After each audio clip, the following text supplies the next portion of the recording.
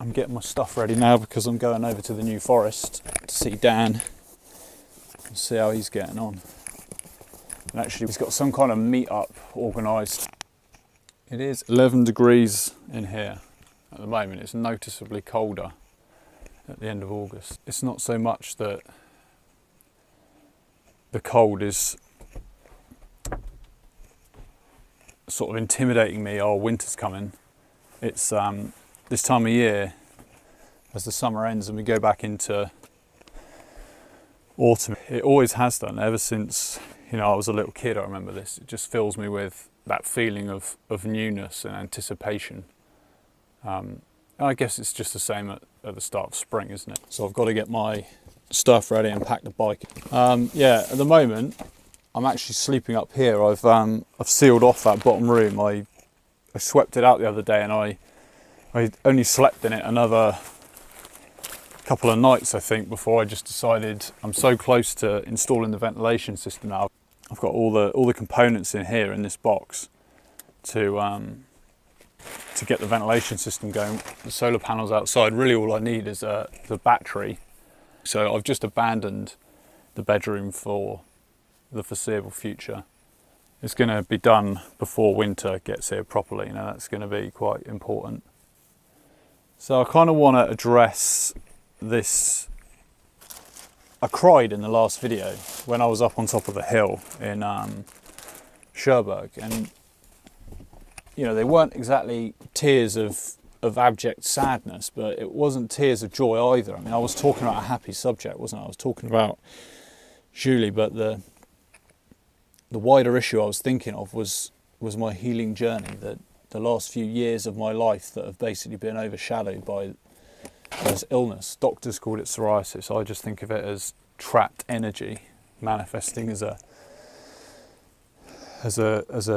thing in my skin, right? I don't, you know, these labels aren't helpful, and especially where X is your chosen label for your disease or condition. When you start talking about my X, it's like you've personified it and you've made it your own. And that is somewhere you really don't want to be. And I did that for a little while when I was still dependent on doctors and medication, and I was still hoping that they would give me a way out, a way to move beyond it, which they couldn't. And they fully admitted that early on. There's no illusions when you get an autoimmune condition. The underlying cause is not known. It's not known to doctors. It's always in another area of the human being that medicine doesn't deal with, that doctors have no scope for. It's always going to be psychological, it's going to be emotional, could even be spiritual. And that is where the strong among us decide that we're going to take matters into our own hands. And we've got the internet, we're in the age of Aquarius, we've got the sum total of mankind's knowledge from all the ages, past, present, and presumably future as well. It's all right there on the internet. You just have to be bold enough and brave enough to go out there and explore it. All you need is one of these little things, or even a fucking phone. You can do it on your phone. I don't have a phone anymore, but you can do it with just simply a phone and an open mind. And you need the heart as well, the compass, which is going to lead you through the maze. Speaking of mazes, there's one analogy I love, and it's the story of I think it's a fella called Theseus, isn't it? It goes after the Minotaur. He goes into the labyrinth after the Minotaur, and the labyrinth is your mind. Because if you think what a brain looks like, all those different passages sort of twisting and turning around on each other, it looks like a labyrinth, doesn't it? That is a metaphor for your brain or your mind. The brain is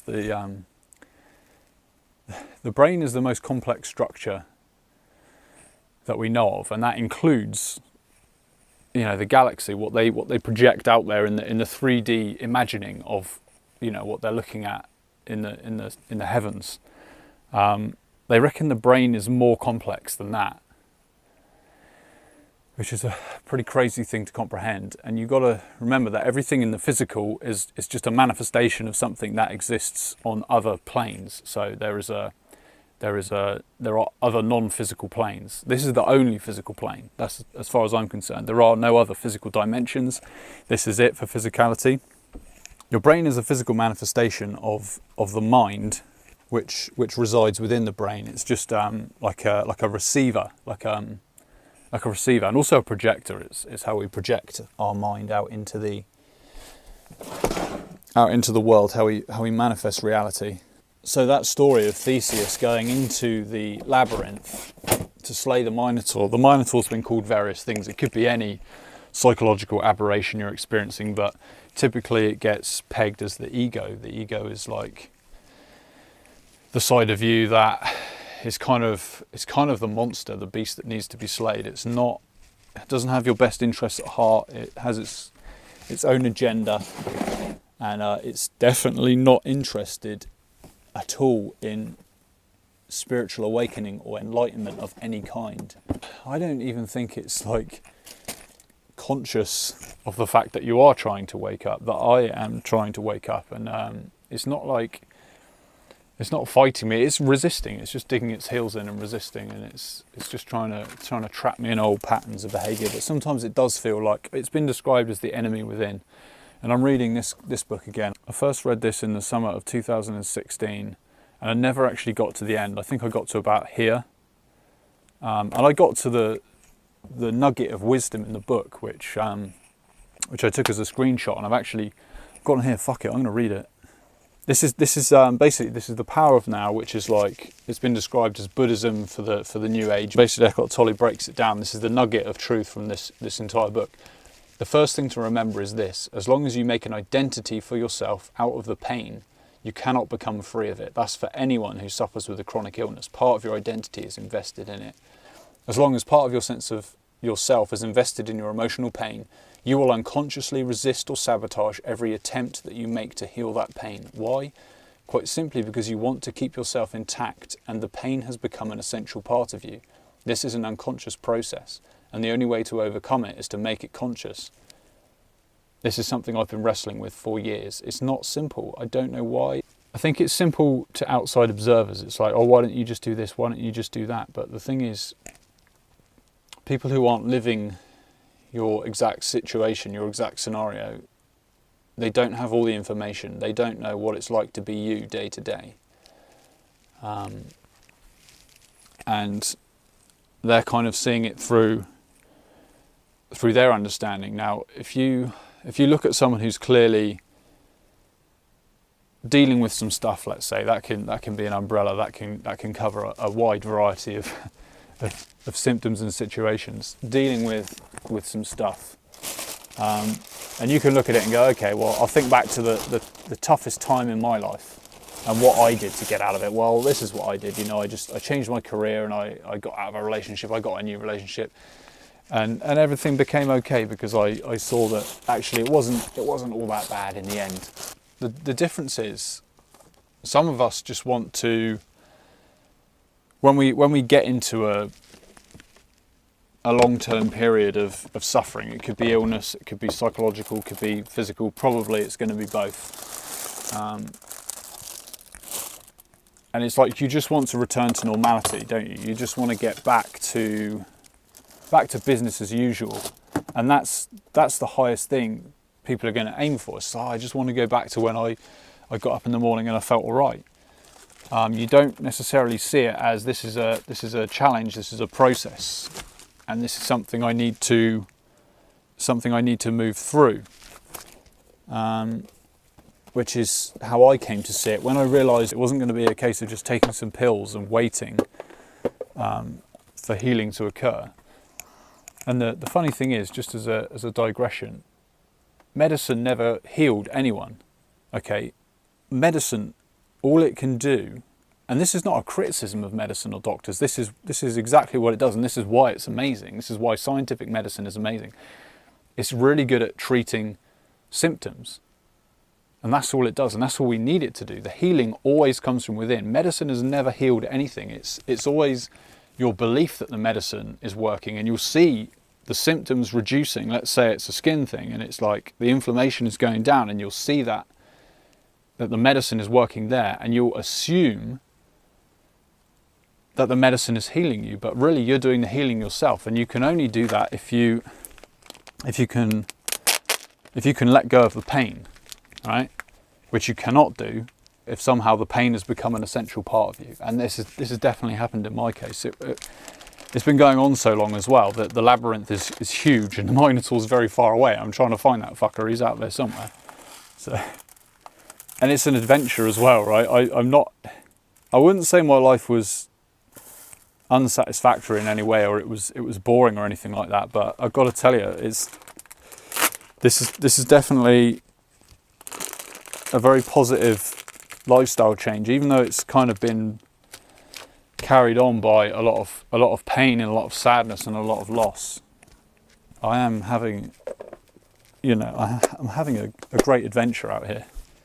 I made a conscious choice at some point that I wasn't just going to suppress the symptoms and try and get back to where I was before. I thought the way out is through this. And, I started to see signs and synchronicities, and that there's a purpose to this. And it becomes confirmed. I can't explain it if you're not sort of thinking, people who get it will just get it. They know what I mean, and people who don't get it, you're not going to get it. So yeah, this thing with Julia that's happened now, it's just given me a renewed interest in the healing journey. It's kind of from the fear angle. It's like, all right, it's now or never. You're in a new relationship. You're falling in love. The sex is powerful. It's like, if you can't heal now, you're never going to do it, mate. So you may as well fucking pull out the stops. So I've got my own little kind of elimination diet protocol going on. I've never had any suspicion that I might be allergic to peanuts or nuts generally. I don't think in terms of allergies, right? I've never been diagnosed for any of this kind of stuff. I don't really want to know. I don't want to approach it like that. It's only relevant because it's what you're doing in the physical. You're also doing it in these other levels, like I mentioned, mentally, spiritually. That's why I'm adjusting the diet again. And the biggest change I've made is I've cut out the oats. I was eating oats, a lot of oats every day. Like, I'm talking at least 2, if not 3 bowls. It was like pretty much my staple diet was oats. It's so easy and generally speaking healthy, but there's a lot of insoluble fibre in there, and I was not digesting it properly. So I was well aware of this. Your body lets you know when the digestion's not running as smoothly as it could be. I've got a renewed positive outlook on it now. I've still got to win the battle in my mind. Yesterday at work, the chatter was just insane, and that is the ego. It's the mind that just thinks. It wants to categorise and chatter away to itself, and it wants to judge, and it wants to. That's how it sustains itself. That's how it makes itself strong. But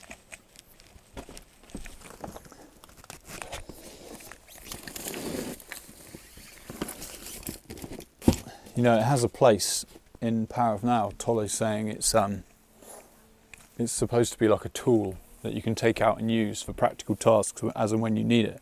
And of course I can do this, but it's just always there. It's like it's always on, and it needs to be off a lot more. So I'm nearly ready. I'm gonna go out and load the bike now.